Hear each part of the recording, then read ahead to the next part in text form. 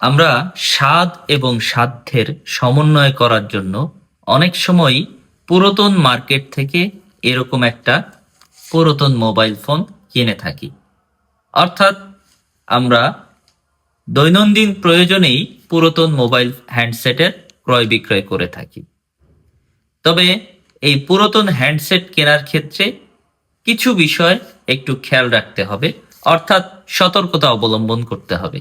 এই বিষয়গুলো আমি আপনাদের সামনে একটু তুলে ধরার চেষ্টা করছি।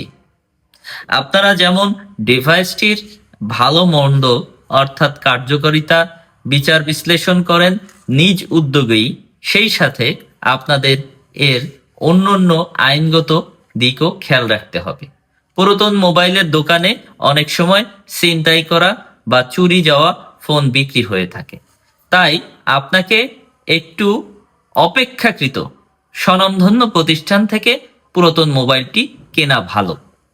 তাই আপনারা এক্ষেত্রে বিক্রেতার গ্রহণযোগ্যতা একটু যাচাই করে নেবেন।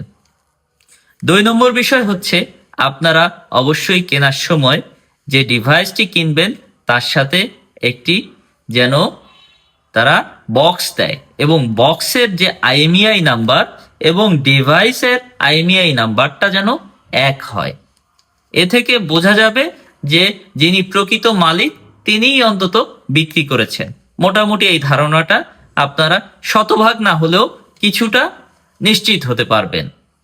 আর একটা বিষয়, আপনি অবশ্যই ক্রয় রসিদ নেবেন এবং ক্রয় রসিদে আপনার ডিভাইসের আইএমইআই নাম্বারটা অবশ্যই যিনি বিক্রেতা তিনি উল্লেখ করে দিবেন। এক্ষেত্রে অন্তত আপনি আইনগত জটিলতা থেকে কিছুটা হলেও মুক্ত থাকবেন। তাই পুরাতন মোবাইল কিনতে গেলে এই সতর্কতাগুলো অবলম্বন করবেন এবং আপনার এই ভিডিওটি যদি ভালো লাগে তাহলে অবশ্যই শেয়ার করে দিবেন, যাতে অন্য আরেকজনও সচেতন হতে পারে। ধন্যবাদ।